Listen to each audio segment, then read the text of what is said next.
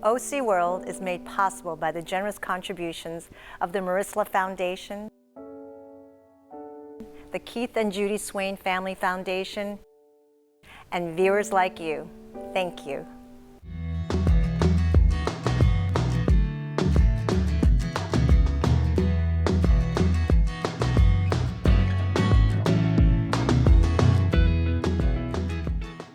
Hello, and welcome to OC World. I'm your host, Joone Kim-Lopez.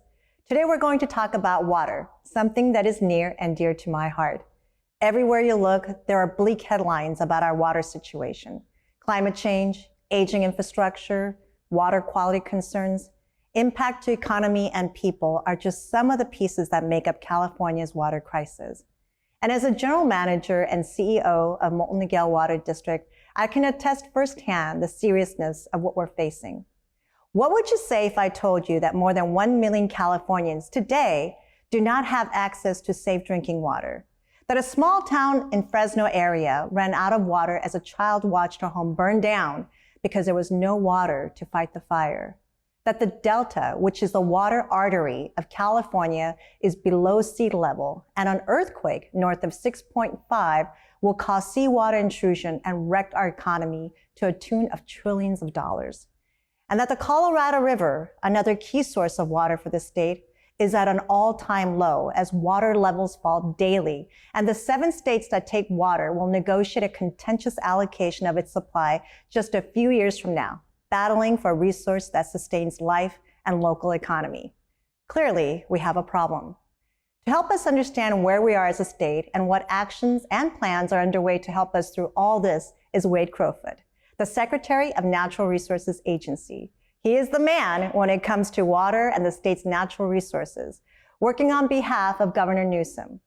Secretary Crowfoot has worked in previous administration under Jerry Brown and is no stranger to dealing with crisis, and have been a champion of innovation and equitable solutions that serve all Californians. In our exclusive 2-part series, we'll get to know a little bit about his personal story, his thoughts on how we as a state are doing, and what's required to keep us safe and resilient. Welcome, and thank you for joining us, Wade. Or can I call you Secretary Crowfoot? Call me Wade. Okay. Call me Wade. It's great to be here. It's great to see you. Yeah. So how are you, first of all? Good. It's been a busy summer. I bet it has. I mean, I know we're going to unpack issues of the drought, but of course we face major wildfire challenges. Absolutely. And then recently, these regional heat waves that are stressing our electricity grid. So we're quite busy literally working to keep the lights on and to keep people safe and able to live their day-to-day lives. Well, that's why I appreciate you taking the time.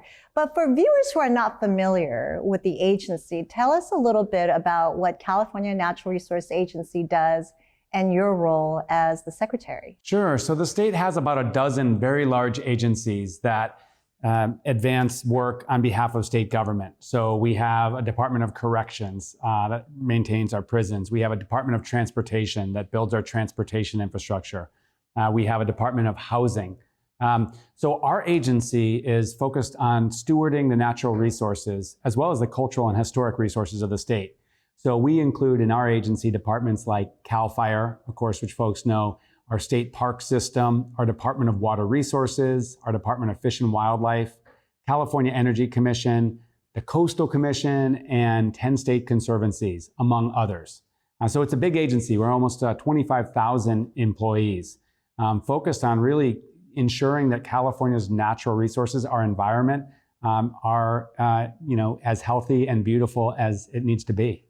So, and as a secretary, you're in charge of all that. Yeah, at the end of the day, I mean, there's obviously the people, whether you're game wardens or park rangers or firefighters. I mean, there's the folks out there doing the real work. But my role in leading the agency is to ensure that they have the resources that they need. And we can actually be successful in our mission on behalf of Californians. So how does someone become the secretary? Sort of what was your journey? Well, like so many people who live in California, I came to California from another place. I came from the state of Michigan, which is actually a state with a whole lot of fresh water. And came to California like so many others because attracted to everything that's happening. You know, this culture of innovation, this sense that anything's possible here. So I moved out here after college and lived in the Bay Area and just began my career there. And over time, got more and more focused on environmental policy. I worked with Gavin Newsom when he was mayor of San Francisco, and then worked with non-governmental organizations focused on the environment. And then I ended up coming to work for state government, as you mentioned, working for Governor Brown and now Governor Newsom. So like so many people's careers, this is not something I necessarily planned out 10 years ago, but it is true honor to be in this role. Well, I certainly appreciate you taking the time to this interview. So we want to focus a little bit on water. It's been in the headlines. I read some statistic just right now to the audience that's quite disturbing and alarming. So before we get into the drought, or what people are calling the mega drought, what we're currently in, can you give us a little bit of a snapshot of water in California for our audience? Sure. So, states in the American West experience drought from time to time, as well as floods. A lot of people think California might be a state with abundant water. And that's true for some parts of the state, but some parts of the state, including Southern California, are actually quite arid in terms of not having a lot of local water. So we have been able to grow as a state into a state of 40 million people, the 5th largest economy in the world, as a result of being able to move water where it falls in the form of snow and rain to where people and economic activity are. So in California, 70 years ago, 80 years ago, we were really the envy of the world for our water infrastructure. A lot of our water that we use falls in the Sierra Nevada mountains and flows out through river systems.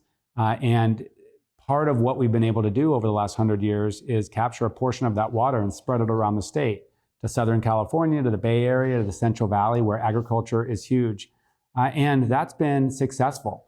But also, as our climate's changing, that historic infrastructure is under great stress.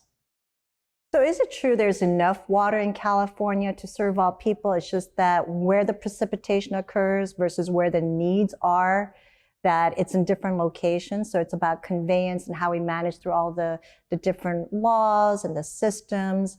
But do we have enough water in California for all the Californians? Yeah, we really do for today's California and also for California in the future. But we need to be smart about how we use water, how we store water, how we move water. And you're absolutely right. I mean, our system right now is actually a system of systems. What does that mean? Well, what I mean by that is that there are thousands of water agencies in California and hundreds of large water agencies. You lead one of the large water agencies in the Orange County area, and there are hundreds of other water agencies. Each of those water agencies has a unique portfolio of water supplies, of contracts that actually secure water. And what's remarkable is most Californians can take, clean, safe, abundant water for granted, right? When we go to the tap, we get water. And that's the role of water agencies. And so when I talk about a system of systems, we have some key backbone infrastructure, like our reservoirs, like our main conveyance systems. But really, there's also these systems once you get down to a regional level or a local level. So when we're talking about, really providing water for California today and into the future, it's really about ensuring that all of those systems can continue to adapt and to keep up with what we're experiencing. And to a large degree, regardless of whether you're a big system or a small system, we're connected somehow. And in looking at some of the reports, we know that there's a little over 7,000 different water systems in California. And we have hundreds of systems that are considered failing by the state of California, and another couple hundred that's on the brink of failure. And when I talk about 1 million Californians who don't have access to safe drinking water, why is that? Well, you hit the nail on the head. We have thousands of very small systems. So think like a mom and pop system where you have a community well that serves, 60 homes in an isolated area. And a lot of these small systems that are on the brink of failure rely on groundwater. That is wells bringing water up from the ground. And our groundwater tables have been sinking over time. And during drought, they actually, tend to sink even quicker as groundwater usage intensifies. And so these small community systems rely on shallow, wells for their water. And sometimes, essentially, their wells are not deep enough to access the water. So during the last drought, we experienced, hundreds of small water systems running out of water. So that's a big challenge. And how do we actually help those small water systems dig deeper wells or update their technology, or in some cases consolidate with larger systems? That's really important. But another key challenge is the quality of water. We know that some of these groundwater aquifers are contaminated, whether it was pesticides that were used for agriculture that made their way into the groundwater basin, or industrial contamination. And so again, if you're a very small system and you serve dozens of homes, you don't have the funding or the technical wherewithal to update your system or even clean your groundwater basin. So really what we're working on within state government is supporting those small communities to update their systems, to consolidate their systems. The good news, Joone, is that state leaders have allocated over $300 million a year to address these issues. And over the last 3 years, through our sister agency at the State Water Board, I think over 300,000 Californians that didn't have access to clean and safe drinking water now do. So it is a huge challenge. It's a high level priority for us, and it's one that we're making progress on. Well, I know that's always been a priority for you, because actually it was a long time ago, one of your talks that really alerted me to the fact that over 1 million Californians don't have access to drinking water that's safe and reliable. So let's get into the drought, the mega drought. Yeah. This is not our first time. We went through this from 2012 to 2016. At that time, that was a historic drought. And now we are yet in another historic drought, the mega drought, as you see in the press so much. And coming off the last drought, the California Water Resilience Portfolio, that was something that Governor Newsom, under his leadership and all the agency, put this portfolio together to essentially make California resilient. Yeah. So can you talk a little bit about that portfolio? And if the plan is to be resilient, it doesn't feel that way today. We don't feel that we are resilient. It seems that crisis in water is getting worse. Yeah, well, let me first say, California has a Mediterranean climate. So we typically have a dry season and a wet season. And in that, we are similar to, Europe's Mediterranean, Greece and Italy, and places across the globe like South Africa or Australia. And these Mediterranean climates are prone to periodic drought, dry periods, as well as periodic flooding. So California has been no stranger to drought. And there have been some legendary droughts in our state's history, including the one between 2012 and 2016. And typically, we have a water system where we store water in reservoirs. When during wet years, we're able to store a lot of water. Those reservoirs do provide a flood control purpose. So they'll protect us against floods, but they provide our water supply. And when you have a drought of 2 years, maybe 3 years, you can typically push through that period with stored water supplies. Here's the challenge now, though, which is climate change is driving hotter temperatures. In the winter, hotter temperatures means more of our precipitation falls as rain and not snow. And that's a challenge because our whole system of reservoirs and conveyance was built for the slow melt of snow during the spring. And when that precipitation comes as rain, more of it pushes into our dams and needs to be released for flood control purposes. And then hotter temperatures in the spring and summer mean more of that snowpack that does fall absorbs into the ground, which is drier and is used by thirsty plants, and evaporates into warmer air.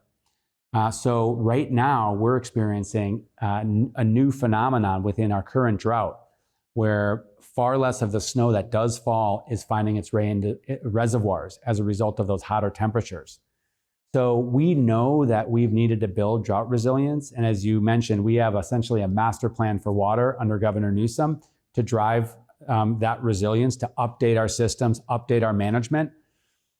Scientists suggested 5 to 10 years ago that we'd be experiencing conditions like what we're experiencing now in the middle of the century or later on in this century. So in other words, 5 years ago, we anticipated that we had upwards of a couple of decades to update our systems. And what we're realizing with the acceleration of climate change is we have to update our systems in real time. So I think a lot of Californians and probably a lot of Orange County residents are, saying, wait, again, we're being asked to conserve water again. This just happened a couple of years ago. What are we doing to, ensure that over time we can be, protected from this drought so we don't have to take these emergency actions? And there's plenty that I'm excited to share with you that we're doing on that front. But going back, so you put yourself in the shoes of the public. Yeah. Saying, so you guys said you have a plan, you've asked me to cut before, and you asked me to cut again. What are you doing? And there's been some recent surveys that the people of California are losing confidence in some of their local governments when it comes to water management. So for those who are asking that question, how do you respond? Well, I would say a couple things. One is, we've gotten through past droughts by stretching water supplies, and Californians have stepped up in the past to be smarter about the water that they use when we have shortages, whether that's reducing the amount of times that you're watering your lawn or checking your irrigation for leaks. Californians have stepped up, and that's been helpful. And that will continue to be helpful. But I think it's a valid question around, okay, we're going to do this, but we can't conserve our way out of this new normal. We have to really update our infrastructure and our management, and we're doing that in real time. What does that look like? In Orange County is a leader in the world for using recycled water. In other words, using water more than once. We need to scale up recycled water across our state. The idea being you can actually use water more than once and stretch those water supplies. We need to expand the amount of groundwater recharge that we have. In other words, when these storms come, we need to make sure that in big wet years like 2017, which we experienced, we can get that water back into our aquifers for use during dry periods. We need to consider desalination along our coast where it makes sense to convert ocean water to fresh water. These are all things that we need to do at the local level, and at the state, we need to drive that. We know that we can continue to grow and prosper in California, and we will have enough water, but we need to move at the pace of climate change. So recognizing these changes underway, recognizing we're going to lose some water as a result of these hotter temperatures, we have to work to make up for that gap through this innovation and these additional projects, and move quickly enough so that once we get out of this drought, however long it lasts, next drought we're even more well positioned to navigate that drought. So when you talk about the projects, we've heard over the years from desalination to the Delta conveyance, the tunnel project, as most people come to know it. Yeah. We've talked about reservoir projects like Sites Reservoir. We've been talking about this a long time, but we're not seeing a lot of projects coming online. And just recently, as you know, the desalination project in Huntington Beach, which the governor actually supported publicly, it failed at the Coastal Commission. So as you said, we can't conserve our way out of this kind of, as you call it, drought management. It's not just a drought response anymore, because this is our reality. Yeah. Why aren't these projects happening? What's going on with that? Well, I would say a couple things. One is there are projects that are getting done. So I could, share that, every month we see projects coming online. Small projects, medium-sized projects. These are projects that are helping communities become more drought resilient. I mentioned the 300,000 Californians that didn't have clean and safe drinking water that now do. So there is being some progress. But from our perspective, and most importantly, the governor's perspective, that progress isn't happening quickly enough. And in California, we have some of our strongest environmental standards in the country. And we have a very deliberative planning process to ensure that as we build new things, that we understand the impacts and we understand how to limit or mitigate those impacts. But the challenge is we now have a system that moves too slowly to keep up with the challenges that we face. And so we're focused now on how do we deliver these projects more quickly. And it was just this month in Sacramento where the governor and the legislature agreed on a new process to approve clean energy projects, recognizing we need to bring on more energy to address these spikes of demand during heat waves and to convert our system to 100% clean energy. And we have to do that fairly quickly. So they agreed on actually a new centralized process that projects can opt into to move more quickly through the approval process. And we're considering something similar for water. The good news is we have great partners across the state. We have a lot of projects that will get done. The challenge is we have to get them done more quickly than we have in the past. And what's the key to making things happen faster, especially in this time of crisis? Time is of the essence. So what specific thing can be done to make everything happen faster as we need them to? Well, one is better coordination among those developing the project and those that have to approve the project, right? Projects need to be reviewed for safety, for cost effectiveness, for environmental impact. And sometimes in the past, that coordination between those putting forward a project and those reviewing a project is not great. And so you might have a few agencies reviewing a project, but they're not coordinating with each other. So it's taking a lot of time for these projects to get approved. Well, we have to significantly improve coordination. We also have to find ways to move more quickly to actually complete those reviews. And we're in favor of actually putting some time limits on that review. So that we ensure that projects are high quality, safe, they do what they say, but we finish that process much more quickly. So that's our goal, because obviously we need projects in the ground, and we need projects to update our systems. Quicker projects are going to be more cost effective or more affordable projects because time is money. So from my perspective, the inflection point we're at is we understand now the impacts of climate change on our water system. And we understand that we don't have 10, 20, 30 years to update our systems. We have to do so now. So it's really encouraging for many Californians to hear that things will happen faster than it has in the past.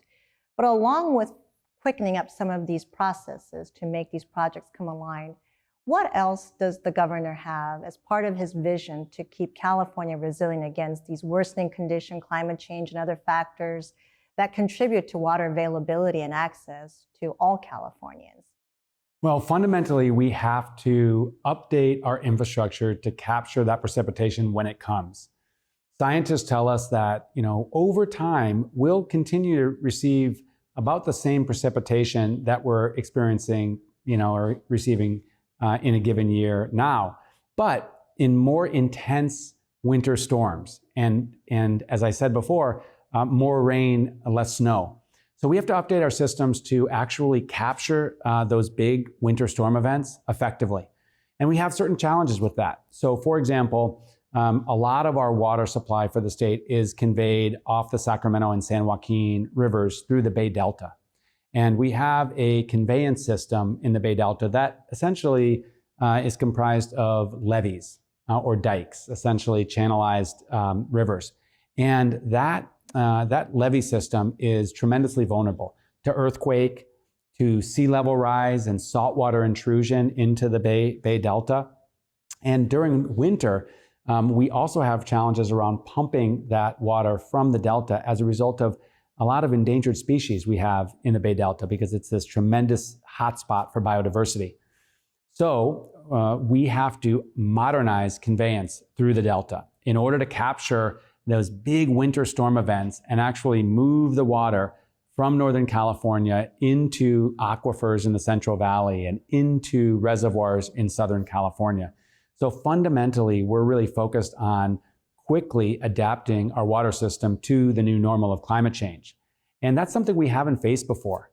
The good news is that Californians, or most Californians, almost all Californians, can go inside, turn on the tap, and get water. And that's one thing they don't have to worry about. And thanks to our water agencies, we're going to be able to continue to provide that. But we're looking around the corner, and we're really moving from emergency drought response to ultimately management of a drier, hotter climate. So really that's our primary strategic focus as it relates to what we need to be doing on our water system of systems in the state. Well, when it comes to Delta conveyance, that's something we've been talking about it since the 80s. The Peripheral Canal, it's gone through a lot of different name changes. And we're excited to see that the environmental report is out, regardless of how one feels about it, the fact that this is continuing to be looked at, because clearly there's a situation, there's a problem in the Delta, and there's got to be a multitude of solutions. What would you say to people who really doubt that the tunnel will ever happen? Well, I'll say this, large infrastructure takes a long time to develop and to get done. And you think about something iconic like the Golden Gate Bridge. The Golden Gate Bridge at one time had 3,000 lawsuits against it. And a lot of pragmatic people thought this is never going to happen. And now we can't imagine the Bay Area or even our state without the Golden Gate Bridge. The University of California system, which is of course this world-renowned system of universities, passed by a very narrow margin in our legislature. So infrastructure that we've come to take for granted was actually hard to get done. And Delta Conveyance is no exception. This is a complicated project. This will be an engineering feat where we are putting underground a tunnel, again, to capture those big winter storms and actually move them around the state. It's going to cost tens of billions of dollars. It's going to require all sorts of ways to mitigate the impacts, both of the construction and other impacts that the infrastructure will have. So it's going to take a long time. But the fact is, we're in these jobs to get it done. And the governor's been really clear that this has to happen. This infrastructure, other infrastructure has to happen quickly. Because really, our continued viability, our continued prosperity in the state relies on us, staying up to date with the challenges that we face.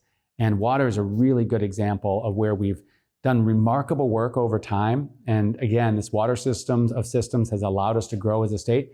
And now we need to modernize this for, coming decades. So time's flying by. Yeah. So in just real brief, you've always been a champion of innovation, especially when it comes to data and technology. So just very quickly, tell us where you see that fitting into future solution. Well, California is famous for technology innovation, and I think we haven't applied enough of it into the water sector.